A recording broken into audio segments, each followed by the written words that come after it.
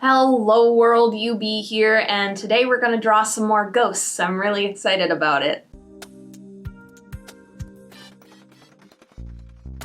So I'm putting together a ghost hunting tabletop RPG. There's more videos about it on the channel if you're interested. Go take a look and subscribe because there's gonna be more about it. It's kind of a long-term project. Basically, I have this ghost hunting journal for my players. It's in PDF format at the moment, and it basically informs the players of what kinds of evidence go with what kinds of ghosts so that they can identify what kind of ghosts they're working with. This game is based off of Phasmophobia, for those of you who haven't been following the progress of the game. I'm really excited about it because it gives me the opportunity to expand on the great base puzzle game that Phasmophobia created. Now, why are we drawing ghosts for that? Basically, I wanted to have a ghost hunting journal that is also illustrated, just to bring another level of intrigue to it and have the players have something to remember in their minds to flip to if they're like,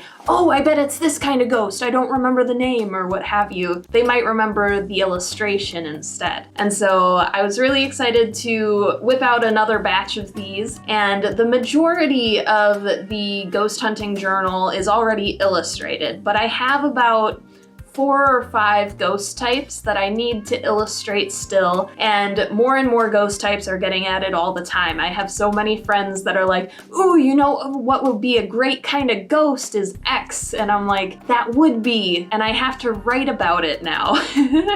So it's a slow process, and I have to stat out a lot of the ghosts as well, which is not a thing that's going into the ghost hunting journal, but is important for anybody who wants to DM one of these games. It's a big process, there's a lot to think about in here, but the fun part is where I get to draw, right? Of course, the whole thing is the fun part, otherwise I wouldn't be doing it, but you get my point. So basically, a couple batches ago, I wanted to do a ballerina, and I couldn't figure out how to draw a ballerina ghost. I didn't know how to make her spooky and in the style that I was doing with the kind of sketchy line, black and white kind of cross-hatching thing. I didn't know how to make her fit into the style and the theme and also be a ballerina, so I waited on her. And I've been finding lately that that's kind of when I do my best work, is if it doesn't feel like I can do a thing right now, just wait on it. Let your brain stew in it a little bit and you'll figure it out later. And that's what I did with her, and she turned out great. The Twitch chat was actually really funny. They were talking about how scary it would be to have a ballerina just like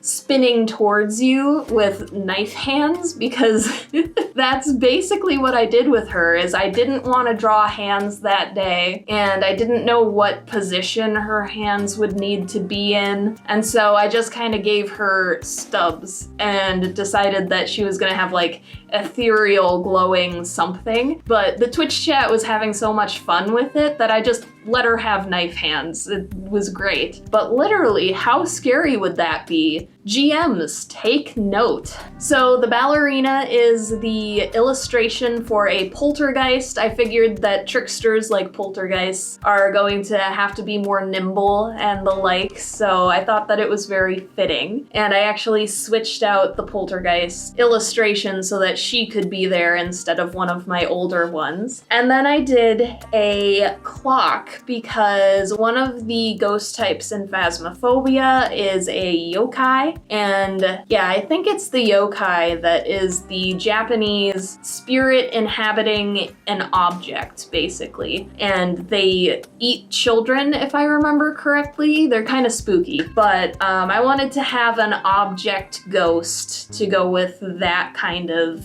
ghost in the ghost hunting journal. So I chose a clock, and originally I tried to make him like this angry little thing that would like vibrate towards you and be aggressive. But after putting eyes on him, he kind of felt like a Muppet. So instead what I did was I kind of took Madame Leota. I think that's the character from the Haunted Mansion. She's a floating head in a crystal ball, and she's got all this smoke coming around her head and stuff. So I decided to do that inside of a clock. instead, and I think it turned out pretty spooky. I'm not sure it turned out with the same vibes I wanted it to, but it got there. And then this last one was actually inspired by a piece that I saw on Pinterest, and all of my ghosts so far have been inspired by Pinterest ghosts, so you can go ahead and check me out, UB Draws, on Pinterest, and there's a whole board of ghosts that you can take a look at that inspired all of these sketches. And it was kind of this trickster, jester kind of ghost that had this big anime smile, and I saw that and I was like, yes, that needs to be a phantom of some sort. And so I kind of went the route of just making him a floating head and cowl, and I think it turned out really well. The Twitch chat was so enthralled with him. I ended up putting him as the phantom ghost type, and I'm really excited about that because he has that kind of anime vibe that a lot of my inspirations very much have. With that being said, if you know of any spooky animes I could be watching,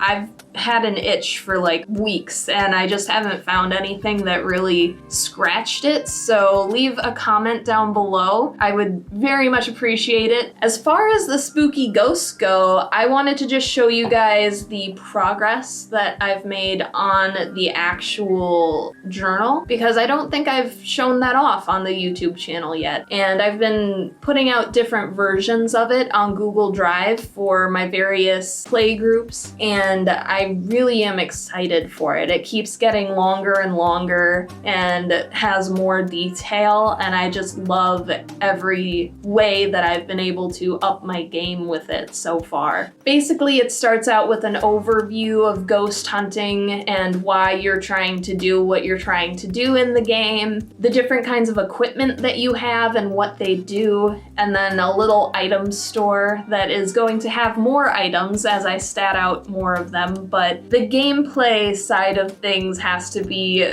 done before I'll actually add them into the playable journal. And then we move into the actual ghost types, and each of them has a name, a set of 3 evidence types that basically point out this is the type of ghost you're working with, a strength, a weakness, and then how they need to be laid to rest. And each ghost type has to be laid to rest a specific way. A GM could mix and match if they really wanted to. This is just how I envision it being played. And the idea of the game is that you figure out what kind of ghost you're working with so that you can put it to rest properly. And that's really the goal of each mission that you go on, and each mission should ideally take 1 to 3 sessions depending on how your group decides they want to play. I think it's going to be a really great game, and I'm hoping to get it fleshed out and put out there for everybody eventually, but this is the visual kind of progress that I can show on the YouTube channel, so I'm very, very excited to put it out there. I am on vacation this week, so please leave comments. It just might take me a couple days to get back to you. Don't forget to drink some water today. I know it's been a very hot summer, at least where I've been living, so stay hydrated. I'm looking out for ya,